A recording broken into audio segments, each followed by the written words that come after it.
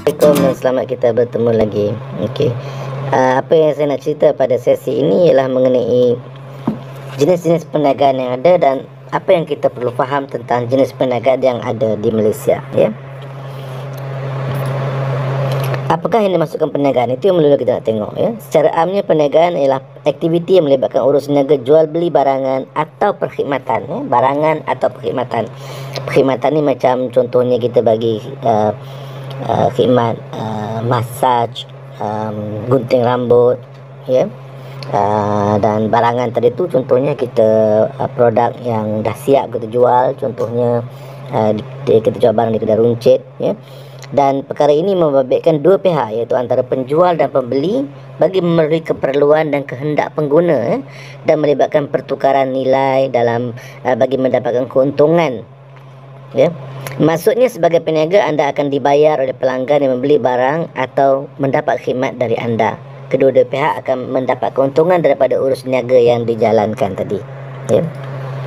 Jadi bagaimana cara memulakan perniagaan di Malaysia? Okey, perlu ada kawal selia. Jadi agensi yang mengawal selia aktiviti perniagaan di Malaysia ialah Suruhanjaya Syarikat Malaysia, Companies ataupun Companies Commission Malaysia ataupun SSM ataupun Suruhanjaya Syarikat Malaysia tadi itu. Fungsi Suruhanjaya Syarikat Malaysia tadi itu, tadi saya kata kawal selia, ya. Yang pertama sekali mengawal selia perkara yang berhubung dengan perbadanan bagi penubuhan syarikat tadi itu, dan perniagaan berhubung dengan undang-undang dinyatakan dalam jadual pertama. Okey, itu nanti boleh tengok dalam penubuhan syarikat dengan SSM nanti. Mengawal selia syarikat-syarikat di Semenanjung Malaysia dan juga Sabah Sarawak supaya mengikut perundangan melalui aktiviti penguatkuasaan dan pemantauan yang komprehensif. Jadi mereka mengawal selia, tadi kita tengok dia tengok pada segi penubuhan dan dia mengawal selia, dan mereka juga mempunyai bidang kuasa untuk mengawal selia segala jenis perniagaan, perindustrian, korporat dan lain-lain di Malaysia. Okey, itu adalah sikit teknikal lah, ya. Dan okey, kita pergi kepada jenis-jenis syarikat di Malaysia tadi ni. Okey, yang pertama milik tunggal ataupun enterprise ataupun sole proprietor. Perniagaan yang dimiliki oleh seorang pemilik di bawah Akta Pendaftaran Perniagaan 1956. Nama syarikat atau perniagaan yang didaftarkan ialah atas nama persendirian atau pemilik itu sendiri. Okay, nama persendirian ni maknanya dia tidak ada nama yang contohnya Al Global contohnya. Jadi tidak ada dah nama orang lain yang guna Al Global tadi tu, sehinggalah satu masa Al Global tu dah tak ada guna pakai, baru orang lain boleh guna pakai.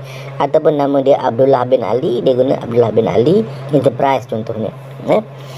Kebiasaannya modal yang digunakan oleh perniagaan ini adalah kecil, hampir sama konsepnya dengan melabur dalam pasaran saham dengan modal kecil, dan diperolehi daripada harta pemilik itu sendiri, pinjam daripada keluarga, rakan-rakan yang boleh dipercayai, dan juga bank yang menawarkan pinjaman mikro tadi itu. Contoh perniagaan milik tunggal ialah kedai runcit, taska, tadika, restoran, kedai gunting rambut, ya, dan sebagainya lah, ya.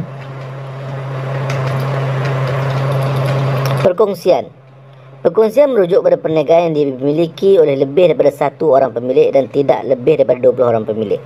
Okey, melebihi daripada satu orang. Maknanya perkongsian ni maknanya tidak boleh seorang lah, dia kena maknanya berkongsi, maknanya kena lebih daripada satu orang, iaitu sekurang-kurang 2 orang. Tetapi tidak boleh melebihi 20 orang. Jadi kita tengok tadi tu, milik tunggal yang mula-mula sole proprietor atau enterprise itu satu perniagaan. Jadi kerumitannya tak ada. Ini urusan kita sendiri, kita seorang pemilik. Dan bila dia pergi kepada perkongsian, maksimal ahli 20. Jadi kita nampak kerumitan. Jadi dari situ perlu ada garis panduan, perundangan, peraturan yang dikawasi oleh Suruhanjaya Syarikat Malaysia tadi itu. Okey, berbalik pada perkongsian tadi ini, kebiasaannya untuk perniagaan jenis ini modal yang diperoleh adalah tidak besar. Ia mungkin dikumpul oleh ahli perkongsian tadi itu atau mendapat pinjaman bank. Bagi perniagaan jenis ini, keuntungan dan juga kerugian syarikat akan dibahagikan mengikut modal, kerja dan persetujuan bersama. Okey. Ada mungkin kita kata kalau ada 10 orang ahli, 20% seorang. 10% seorang, kalau 5 tadi, 20% seorang dari segi modal, ataupun mungkin orang ni bagi lebih dari segi keuangan modal, tapi kerja dia tadi persentage kurang, tanggungjawab kurang, orang ni tanggungjawab lebih, modal dia tadi dari segi keuangan mungkin kurang, ya. Jadi dikatakan mengikut modal, mengikut kerja dan seperti mana yang mereka persetujui. Contoh perniagaan perkongsian ialah firma perakaunan, firma guaman, firma arkitek dan sebagainya lah, ya. Seterusnya koperasi. Okey, jadi koperasi biasanya ditubuhkan dengan tujuan untuk meningkatkan ekonomi ahli-ahli koperasi tersebut. Contohnya kalau kita tengok ada banyak koperasi di Malaysia hari ini. Okey, contohnya kalau satu syarikat besar, contohnya Telekom Malaysia. Okey, jadi Telekom Malaysia ni kita tahu mereka mempunyai koperasi yang terdiri daripada ahli-ahli telekom Malaysia itu. Sama juga macam kesatuan pemandu teksi. Okey, mereka juga mungkin ada koperasi yang ditubuhkan oleh ahli-ahli kesatuan tersebut. Jadi syarat utama penubuhan koperasi itu ialah mempunyai sekurang-kurangnya 50 orang ahli yang aktif.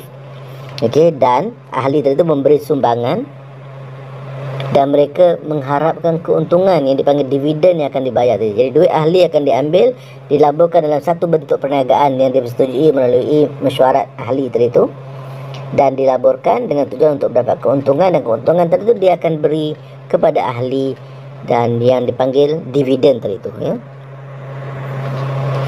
Dan seterusnya syarikat sendirian berhad ataupun apa ditulis sebagai SDN BHD. Okey, kalau kita tengok senang nak kenal pasti kalau dia tulis ABC sendirian berhad atau ABC SDN BHD. Okey, ini adalah merupakan syarikat sendirian berhad.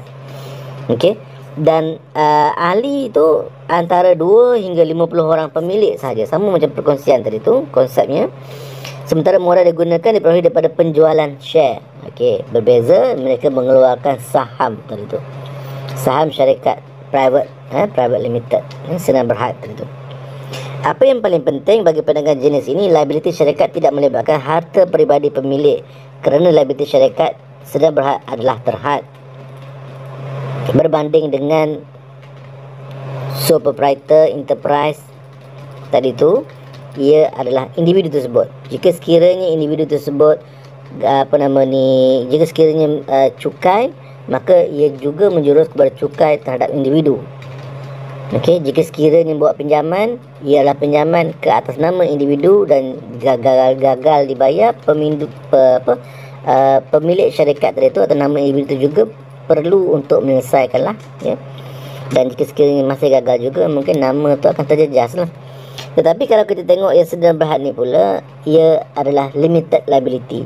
Ia hanya terhadap nama syarikat tersebut. Kerana apa? Sendirian berhad ni merupakan satu entiti di atas mereka itu sendiri.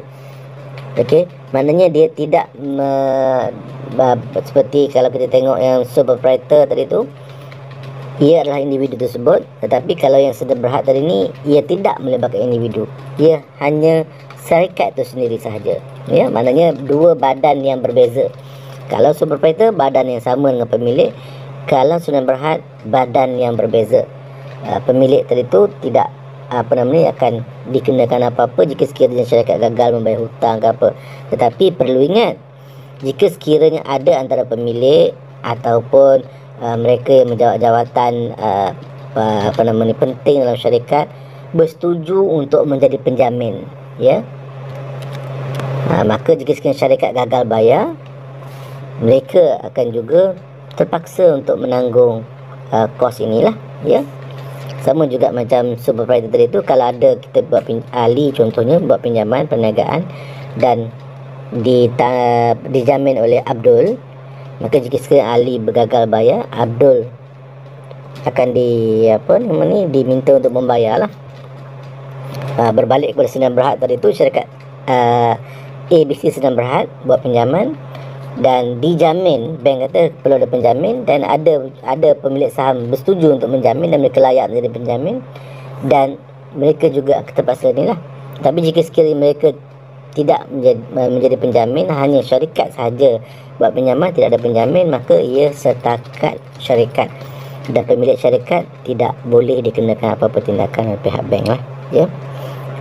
Okey, dan seterusnya kita tengok semakin complicated daripada 1 orang kepada 20 orang kepada 50 orang, dengan jika sekiranya perniagaan tersebut ahlinya melebihi 50 orang. Okey, ini yang kita pergi kepada berhad atau awam berhad. Ingat, berhad dia ada 2. Kedua-dua ni merupakan syarikat awam, dimiliki oleh pelabur awam, yang mana ahli melebihi 50 orang. Tetapi awam berhad ada sahamnya yang diurus niaga atau diapung di Bursa Malaysia. Ada sahamnya hanya ditawarkan kepada segelintir mereka-mereka yang layak sahaja. Okey. Jadi kalau yang pertama tadi tu, yang sahamnya diurus niaga di Bursa Malaysia, maka jika sekiranya ada sesiapa yang ingin membeli saham tersebut, mereka boleh menggunakan khidmat broker ataupun bank pelaburan untuk membeli saham-saham tertentu. Okey, dan keuntungan didapat oleh pemilik saham tadi itu bergantung kepada prestasi semasa saham tersebut. Okey, mungkin mereka beli pada harga rendah dan menjualnya bila harga tadi tinggi dan mendapat keuntungan. Tetapi ada satu lagi saham awam berhad yang sahamnya tidak diurus niaga di Bursa Malaysia. Okay, yang ini selalunya melalui tawaran apa yang kita panggil sebagai private placement. Okey, ataupun ditawarkan kepada kalau tengok video-video saya yang lepas, ditawarkan kepada high net worth sahaja. Sebab tawaran tadi tu mungkin menggunakan information memorandum, tetapi yang saham urus niaga di Bursa Malaysia tadi tu memerlukan prospektus. Okay. Kedua-dua saham ini saham awam berhad, sama ada urus niaga Bursa Malaysia ataupun tidak ada urus niaga Bursa Malaysia, akan perlu mematuhi garis panduan yang dikenakan oleh badan lain pula. Yang ini melibatkan Suruhanjaya Security Malaysia. Jadi itu sepintas lalu kalau kita tengok daripada sole proprietor kepada perkongsian senam berhad, koperasi, dan terusnya kepada awam berhad. Dia punya komplikasi tadi itu semakin rumit. Daripada 1 kepada 20 kepada 50 dan lebih pada 50. Jadi di situ kita tengok kawan selia tu pun, kalau yang 1, 20, 50 tadi itu di bawah Suruhanjaya Syarikat Malaysia. Tetapi kalau awam berhad tadi itu, maknanya saham tadi itu dimiliki oleh lebih daripada 50 orang dan tidak ada jumlah had atau hadnya.